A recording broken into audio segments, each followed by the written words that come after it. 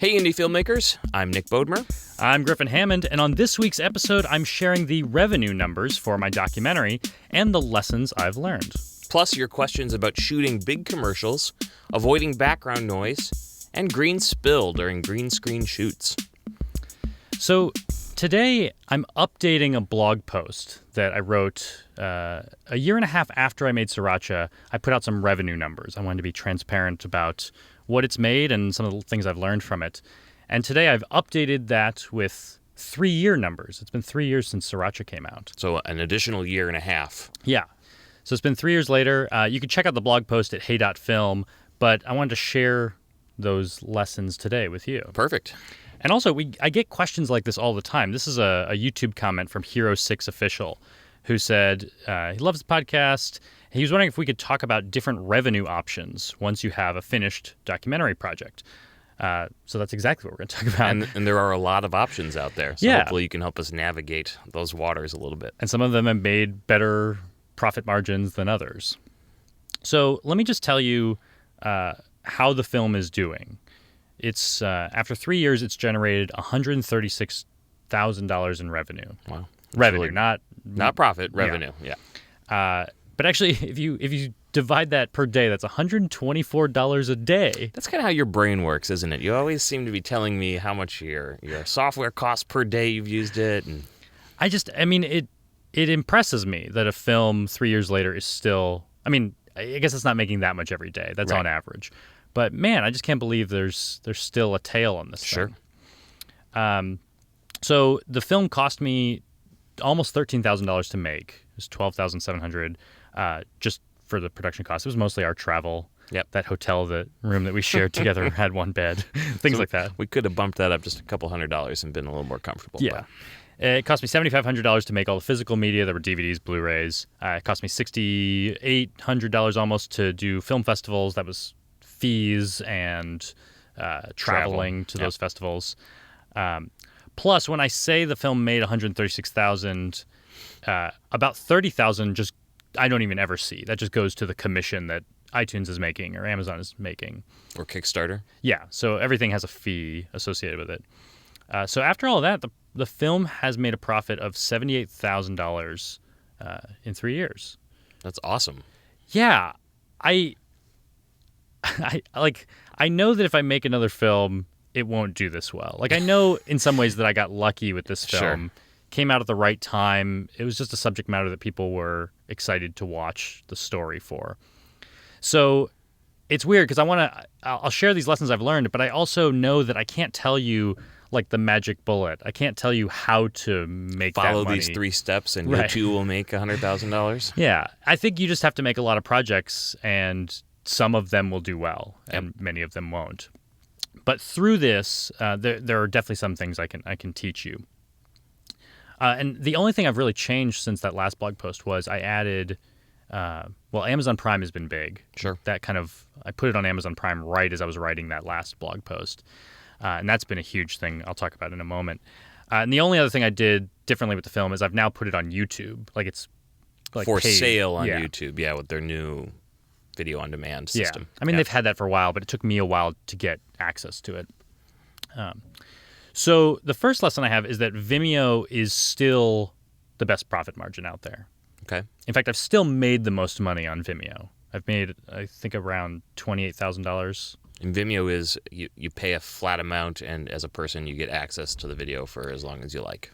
Yeah, people are just buying it on demand. The film started as around $5 on that platform, and now it's $3. Okay. Almost all my platforms where you're buying the film on demand, it's $3. And it's still for sale? It's still for sale on Vimeo, yeah. And still being bought on Vimeo? Yeah, people are still buying it. I made a lot of that money just in the first month because I did a really good job of selling the premiere of the film to the people that were excited for it. Like, here it is, buy it on Vimeo. It's there. So almost all the money I made, probably half of it, was like in that first month. Yeah. And then it made almost $20,000 in its first full year, 2014. In 2015, it made $3,000. In 2016, it made $1,200. So it's still there, but it's on its way down. Although I think when I made the film, I imagined it would make all its money up front and then just fall to zero. Yeah. I didn't know that there would be this really long tail. The long tail, we call it. Yep. And the only cost associated with Vimeo, besides they take a 10% cut. So 30. Yeah, 90 30 cents. cents. Yeah. Why can't I 30 do math? cents. Yeah, 30 but then there's cents. also a transaction fee that PayPal takes. So it seems to work out to about 60 cents. There's also some tax that's paid. It's about 63 cents per sale that I'm paying to Vimeo and on fees. But then I also do have to pay the $200 annual Vimeo Pro account. So I've actually paid that twice in 3 years because 1 year Vimeo just gave it to me because they're really cool. They've done a lot of things for me. They translated the film into like 6 different languages. Like they were doing some things to help promote it. Yeah, and incubate what I was doing. But the profit margin on Vimeo is the best because I'm making, for every $3 sale, I'm making about $2.30 still. It's awesome. And like I said, I've made the most there. But the second big lesson here is that Hulu and Google or Amazon Prime have both been really good, even though I'm making almost nothing per because it's sale. just available. Anyone who has Amazon Prime has access to Sriracha. Yeah, it's free for them. And if they watch it, they give you, 1/1000th of a penny or something. Well, I don't know. What do you think I make on an Amazon Prime view? I mean, it's got to be like around a penny, I would guess. I don't know. It's actually a lot better than that. It's really? 10 cents per view. Oh, that can add up. I've watched it 3 times on Amazon Prime, so you're welcome. And it's hard for me to say what my margin there is because I don't know what they make. I don't know how much revenue it really earns them to have it on there. But they're paying me essentially a portion of everyone's Prime membership, I guess. Sure. They're giving me 10 cents a view. And that really adds up because and it's similar on Hulu because Hulu's around, it's about 3/4 of that. It's like 7.5 cents per view. But the volume of views in these places is crazy. So like on Vimeo, people are paying $3 a pop, and there's maybe been around 7,000 sales. Mm-hmm. But between Amazon Prime and Hulu, they've delivered over 500,000 views. Jeez.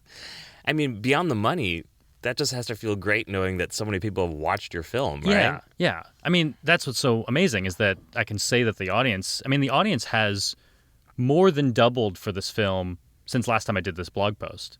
So a year and a half later, I've actually gotten even more people than the first year and a half to watch the film, which is amazing. And I was resistant to put the film on these platforms because I thought if people are readily paying $3... Why miss out on that? Yeah. And especially on a platform where I'm making most of the money, where I get almost 90% of the revenue on Vimeo, why would I put it anywhere else where they're going to give me 10 cents a piece? But it's because everyone's on Amazon. And it pops up. I've seen it just kind of randomly in my recommendations on Amazon. And I did Amazon on demand, like their just VOD system for a while. And I thought like that's the way I should go. Why would I give it away for free? But when I think about myself as an Amazon Prime subscriber, and you too, have you ever paid for anything on Amazon? Actually, I have rented movies from Amazon before, but just when I can't find them anywhere. Right. And I imagine most of your watching on Amazon is free watching. Oh, absolutely. And me too. I don't think I've ever paid for anything. So I have to think about myself. I mean, I think as a filmmaker, you should always think about, would you watch the thing that you made and pay $3 and for pay it? for it? Yeah. And so like if you're coming up with a Kickstarter project, price things at a price point that you would actually pay. Sure. And likewise, if people are only going to watch the free version, then maybe make it available to them there. Yep. And these are the other like per sale amounts that I came up with. Vimeo's the best at $2.30 per $3 sale. iTunes, you pay them like a 35% fee. Commission. So I make about $1.89 per sale on iTunes. Of course, on iTunes and Amazon VOD, you can always choose between the $3 HD version or the $2 standard definition version. Yeah. So some of that lower price may be people choosing to watch the lower quality version. I hope no one's watching this. It looks so good in HD. Yeah, exactly. I make about $1.41 per Amazon sale. YouTube, which I just added it to, I actually make about $1.09 per sale there. So they take a big chunk of it. Well, again, there are some different price points there. On average, I'm making $1.09, but you can buy the film for $3 or you can rent it for $1. And it's like a 48-hour thing or something? Yeah. And I also had to come up with prices for every different currency that's available on. Jeez. So I don't Did they give you some guidance? No, I tried to do my own thing. And actually, one thing I learned from that was, at first I just did a conversion. Like, what does this cost in South Africa? And just do it that way. Or in Argentina. But what I didn't realize is, I mean, I should have, I knew this, but I couldn't. You didn't think it through. I couldn't fully think it through, is that every culture is going to pay a different amount for film. Right. $3 for us, I mean, that might be pretty high for some Americans, but it might be completely crazy for someone in certain countries in South America, even if it's translated correctly, converted correctly into their currency. So you just have to figure out what works. And fortunately, I had some commenters just say to me, like, hey, just so you know, that price is like crazy for our community. It's like, good, okay, I'll fix lower that. it, yeah. But I make about $1.09 per YouTube sale. And then you see what the worst one here is? YouTube, the free version. Yeah, so I have like the director's commentary for free on YouTube. And people always would ask me, like, you know, some people would be kind of offended. Like, why are you charging for a film? Just put it on YouTube and you can make all that ad revenue. And it is how much? It's not that much. I think I've made like $400 for the 120,000 views I've gotten on YouTube. Jeez. So it works out to 0.2 of a penny Per view. It's just not a viable way to make money off of your film. Something you've worked really hard on. That's good to know. So the third big lesson I've learned, especially now at 3 years, is just, wow, there can be a really long tail. Like, I did not know it would still be making money today. And I credit that to my accidental windowing technique. Yeah. Do you know what windowing is? Yeah, that's, movie comes out in the movie theater, and then it's available on demand, and then it's available on DVD, and then maybe it's on Netflix, or, they kind of stage it kind of to extract the maximum value out of each potential viewer based on what they're willing to pay. Yeah, and I did this kind of by accident just because I didn't know all the platforms available to me or how to get onto all of them, and it took me, I wanted to get the film out with the big premiere in 2013. And then every time I figured out how iTunes works or how Amazon works, I would add do it those to things. those. Yeah. So like with Amazon and iTunes, you actually have to pay a middleman, usually called an aggregator. Mm-hmm. You pay them an ingestion fee. So I paid one $500 fee to get the film onto these two platforms. Now you're talking about Amazon Video on Demand, not their Prime service. Although it's the same thing. Once I was in the Amazon system, all we really had to do was flip the switch for Amazon Prime. I just thought I didn't want it at first. Yeah. So again, that was more windowing I did because I later decided, wait, I should be on Amazon Prime as well. But each platform kind of had its own premiere. Like it got, it probably lands in like the new and notable section or something. Yeah. And so there's like a new audience that you can grab with each one. And then I actually find that other platforms would do better when you added it. So yeah, like Amazon Prime, when I launched on there, all of a sudden my Amazon VOD sales went up because people through Prime are seeing it, and maybe a few of them are saying, well, I'll actually pay for it. That's awesome. Or maybe they didn't have Prime or something. One thing I'm not hearing is Netflix. Where does Netflix play into all this?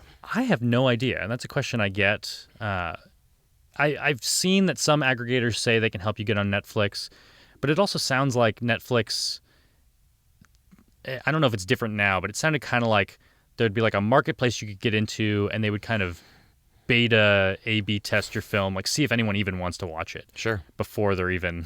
I've heard they're very metrics driven in terms of how they pick what to put on. And then I also hear they usually offer you a flat rate. Like they're not going to pay you per view. They're just going to say... And honestly, at this point, if Netflix said like, hey, we'll give you $50... I'd probably be like, it'd be really cool to be on Netflix. That's really bad negotiating. You shouldn't say that out loud, but I don't even know how to get on Netflix, and I don't know if they even. I think my film would be really good on their platform. I do too. I think it's perfect for their platform, but I also don't know if they need my film. They have so much content. So if anyone works at Netflix, give Griffin a call. Yeah, he'll sell himself out for $50. It's cheap. And so what's crazy is the film actually made, I think partly because of Amazon, made more money in 2016 in its third full year than in 2014 in its first full year. And this kind of long tail thing makes me realize, one, I already said it, I don't expect everything I do to do this well. This was lucky. I worked hard on it, but But if you could get a couple of these going, I mean, that long tail could add up to a sizable amount. Yeah, it's a reason to diversify what you do. If everything is making money in different ways, like right now I have a class, the documentary class on Creative Live that you can buy, and that still makes some money. And the film makes some money. And if you made enough things, like if you just kept making different kinds of content that made money different ways, if I made enough films, potentially there's a point at which you stop working because you're just financially independent. Yeah. So there's an opportunity here to recognize that your stuff may have a much longer life than you think financially. Do you think if we got the Napier Witch Project on these platforms, we might see some long tail from I don't that? know. It might have some viral potential now. Now everyone's going to want to see this terrible thing that we made in high school. Or actually, were we in middle school and made it? We were in high school. Okay. I think we were freshmen. So one thing that I was hesitant to put on my chart this time was some money that I've made, but I haven't made all the money I'm supposed to make. It was kind of a shady distribution deal I had. Wait, what? So I don't even know if I've told you about this. I don't think so. But it's time that I warn our audience about this one specific distribution company that I worked with. So the distribution company is called Film Marketing Services. And they contacted me pretty early in the life of the film. This was in April 2014. And they asked me if they could distribute it for me. And I said, yeah, like, go sell my film for me. Go make money for me. That sounds great. Yeah. The big red flag that I should have known at the time was they asked me for a setup fee of $500. And I thought, I mean, I even asked them about it. I said, like, that sounds weird. Other people haven't asked me for a setup fee. Sure. And they said, well, we're about to do a lot of work, and we don't know if it'll result in anything. So we just kind of want to cover our work. But I thought, man, if they make one thing that makes $1,000, we've paid for it. Yeah. So the deal was I pay them $500 up front, and then I pay them a 20% commission on everything. Sounds great. The only thing I had them remove from our contract was they wanted to be the exclusive distributor. And I just said, maybe I don't want to do that. And actually, it was kind of hard to talk them out, I think, of doing that. I think some distributors do want to be exclusive. But I just thought, if these guys are terrible, I'd like to let someone else also be able to make some money for me. Sure. They didn't really make any money for a long time. In fact, I don't know if they really ever made any money. At least they never told me they made any money. Well, there you go, right? It turned out they had made money on the film because suddenly I realized through their Twitter account, they publicized the fact that my film was the #1 film on a platform called Hoopla. Hoopla is a kind of a library system. It's like librarians can buy DVDs and then you can also stream the film. So the film was actually being streamed a lot on Hoopla and making a whole bunch of money. And Hoopla's a completely above the board company. Okay. It's part of a company called Dreamscape. They're cool. But their contract was with Film Marketing Services and they were paying all the money to Film Marketing Services. And Film Marketing Services was not telling me about any of this money. Jeez. Which may be a mistake. I mean, I was giving them the benefit of the doubt Sure. at first. It's not that much money. In the end, it sounds like Sriracha made $6,300 on Hoopla. And they just, my contract with them said that they were supposed to tell me when it makes money. And then they were supposed to pay me pretty quickly. 80% of it, right? Yeah, 80% of it. So I bugged them about it, and I kept bugging them. And it took a year just to get them to admit that there was some money there. But then they kept kind of fudging the math and saying, well, we only owe you $1,000 because there's all these fees, blah, blah, blah, blah. And it's like, no, you take the money that you were paid, give me 80% of it. That's how this works. Yeah. And they just kept coming up with different math to say no, we actually get 80% of this amount before all these fees. And it'd be like, no, those fees already came out. You don't need to take out their fees again. They already took them out. Yeah. So it was just clear that they were trying not to pay me. In the end, they did give me around $2,000. So they still owe you money. They still owe me money. And I'm pretty sure they made a deal with, I know they made a deal with Shorts HD, the channel, the cable channel. Yeah. To play Sriracha on Shorts. And I never saw anything from that. Can you revoke their right to sell your film? I mean, they've pretty much stopped talking to me. And they never had the film. I have the files and everything. So when they made a deal with Hoopla or they made a deal with Shorts TV, I was involved sending the files along to those people. Really? Which is why I know that I have a deal with Shorts. They just won't tell me how much money they made. I have a feeling it's probably $5,000. So I'm guessing that Sriracha probably made around $12,000 in revenue through these things. I've seen like 2,000 of it. Are you gonna have to? Yeah, you're gonna have to get a lawyer. Yeah, I still have to pursue them. I'm gonna to use my legal channels.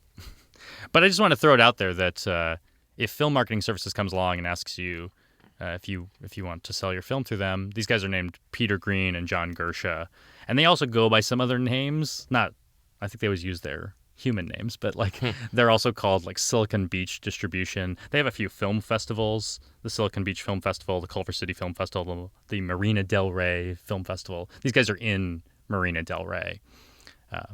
So be careful. Yeah, just putting my review out there that my experience has not been positive. And then finally, the last lesson I really learned from going through these numbers again. I mean, it was important for me to do this for myself because I don't really, until I run the numbers, I don't even know how I've done well, where I've done well. But also, I want to share this because I want to be transparent because I've learned a lot from this sort of thing at film festivals, people talking about their revenue numbers. But I really do believe that the only reason I've made money on this thing is because that's precisely what I wasn't trying to do. Sure. That I was making a passion project. And actually, our good friend Matt Fry sent me a video of Neil Gaiman. He's an author. I think it's Neil Gaiman. Oh, Neil Gaiman. Great author. Yeah. I'll just play this clip of what he has to say. I decided that I'd do my best in future not to write books just for the money. If you didn't get the money, then you didn't have anything. And if I did work I was proud of, and I didn't get the money, at least I'd have the work. The things I did because I was excited and wanted to see them exist in reality have never let me down, and I've never regretted the time I spent on any of them.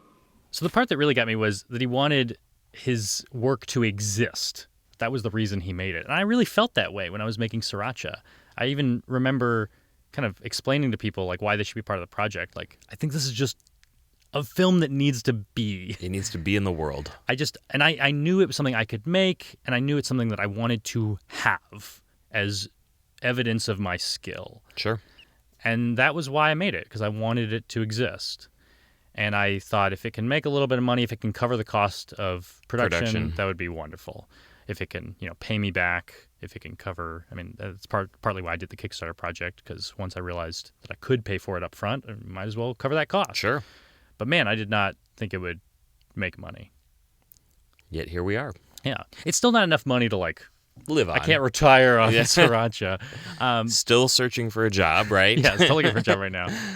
Little things like that do make it easier knowing that I have that revenue coming in.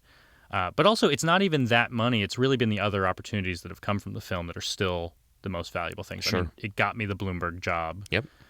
Covering the election. It's the reason I'm going to Bahrain and Israel for the State Department. I'm part of the American Film Showcase because of Sriracha. They found the film.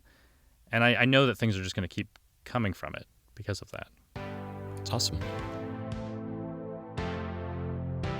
In just a moment, we're answering questions about shooting big commercials, avoiding background noise, and green spill during green screen shoots. Hey Indie Filmmakers is brought to you by Tongle. Tongle is the website where filmmakers can make money by pitching their services to brands. You can also make money just by coming up with the idea for a great video. So whether you are the filmmaker pitching or the best idea creator, all those people make money. So head on over to Tongle.com. TONGAL.com. Our first question today comes from Saman Shariati, who we've heard from before. Friend of the show. This was a YouTube comment this time. He was wondering how a producer can find funds for a short film or a documentary. Beg your friends and family? Is that part of it? No? I know that I would have trouble bringing myself to just asking people for money. With Sriracha, I knew that it would probably cost $10,000 or so for travel, and I was willing to pay it myself. Self-funded. It was kind of the original idea. I guess I knew that if I'm going to make something like this, if it's something I truly believe in, then I think it's going to bring opportunities to me. So it was a good investment in my career, and it really turned out that was true.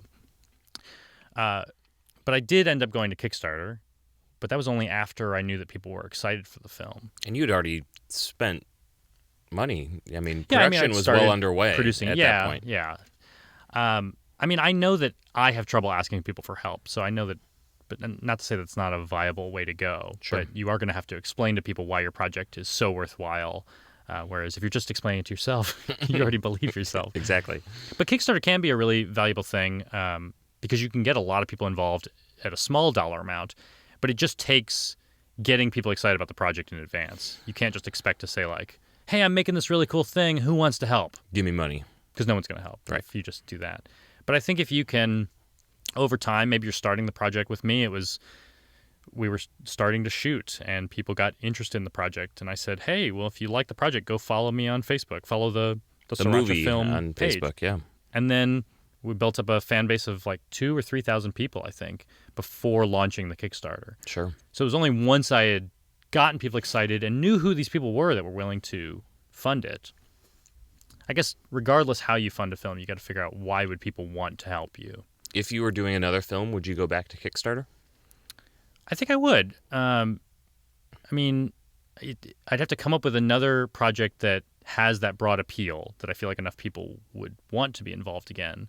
But I do think that because of the success of Sriracha and like things like this podcast, like there are people that would want to help me because of what I've given back. I was your first Kickstarter backer, number one. I'm backer one. How'd you get in early or quickly? Well, I knew you were Sent you the launching link, it. yeah. Like I was waiting for it to load. Yeah. But I also feel like not every project is appropriate for Kickstarter. Like even a 33-minute film is pretty short. Is that good enough for people to want to pay for? Like I don't know how I would fund a 5-minute film because I don't know what I would ask people to give me. Because what are they going to get in return? A 5-minute film? I don't know if you'd pay. I don't know. People seem to like you. I'm not quite sure why, but they do. But whatever it is, you got to put yourself in the audience's shoes or the Sure. funder's shoes. Why would people actually want to say yes to this? And you have to create your communication around that. Your value. So I got an email from Luciano who got, he's been doing freelance work and he got a request to do a commercial for a pretty big company. Like this is a commercial that's going to have like actors and sets and all that stuff. And he's kind of wondering like, am I good enough to Am I in do over my this? head, right? And so I got back to him via email and I said it is important for you to recognize your limitations because I Sure. know there's a lot of things I can't do. I can't do motion graphics and I can't do I'm not great at script writing. So I have to accept the things I'm not able to do. Color, I'm not a colorist. I can do a little bit. And know that I'm going to need a lot of help if I'm going to take on a big project like that. Sure. So if he really is feeling like this may be bigger than he is, don't be afraid to say no. Absolutely. Because you don't want to get into a project where you're going to fail. It's one thing to fail for yourself. You should be taking on projects that you fail because you'll learn a lot. But not when there's like a lot of money on the line. Contracts and dollars involved, yeah. Yeah. But at the same time, it depends on why they came to him. Maybe they saw his reel and they're like, this is exactly what we want. Sure. But either way, it's probably about setting expectations with this client that, you guys say you're going to spend all this money and you want to do all these big sets and everything, but just so you know, I'm not the guy who does big sets. Yeah. Who's the set designer? Yeah. It I'm the just guy that depends makes what's out great films with almost no money. Like, let's do the project that I'm going to do well. there. Sure. That's my best advice for that. Isaac Leonard on YouTube asks, how do you get less background noise when doing voiceover? Well, you could come to the YouTube space in New York where we're recording this episode. Got the nice padded walls. That's better than my home office. Yeah, I mean, clearly in a room like this room is soundproof. The material on the wall is keeping reflections from bouncing off Sure. and hitting the mic again. So that helps. At home, we can hang things up like blankets to help deaden a room. And again, get that mic close, you can turn it down. And so the closer you are to the mic, the less gain you need, which is going to reject background noise. Picking the right mic, some mics, like the ones we're using at home, are condenser mics that pick up like everything. Yeah. You pick up something like an Shure SM58, which is, just a... It's a very like unidirectional or like... Yeah, it's a omnidirectional. cardioid, I think. It's omnidirectional, but it's like tight. Like, Yeah, it rejects a lot of noise behind the mic. Yeah. So mic selection can play into that as well. Yeah, today we're using a couple Audio Technica mics that are in the YouTube space in New York, but normally we record with the blue baby bottle microphones. Yep. And I like them, but they do pick up everything. Sure.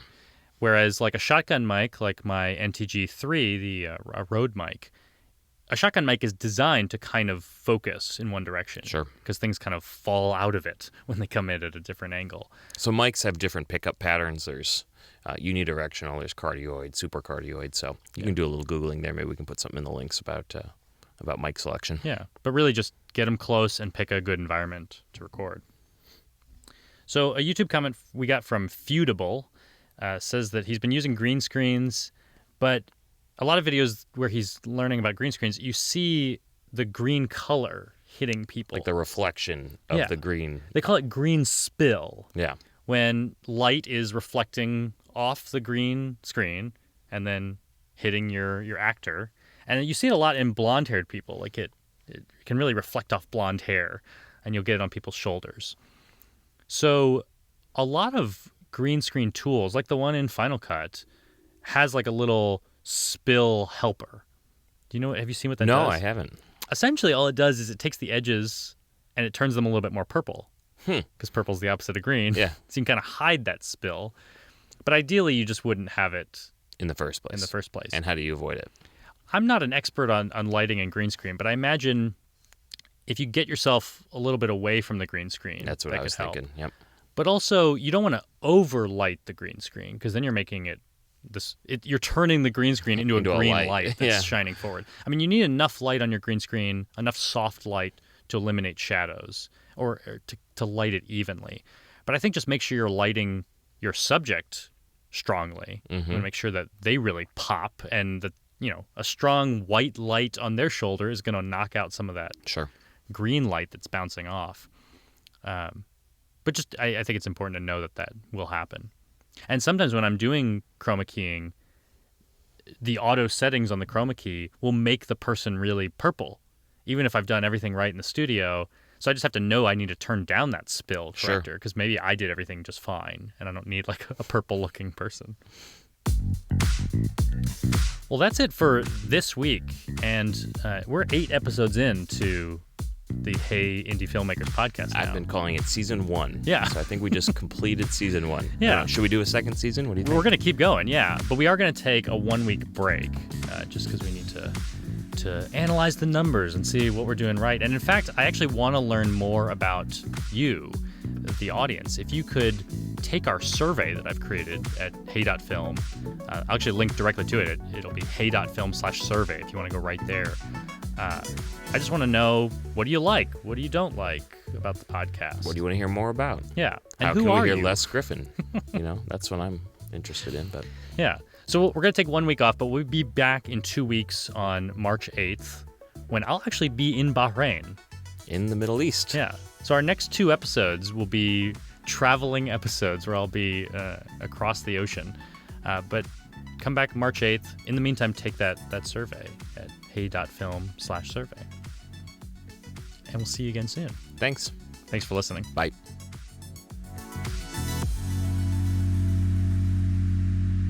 Hey, Indie Filmmakers. I'm Nick Bodmer. And I'm Griffin Hammond. Today on our episode... Let me start it again. Okay.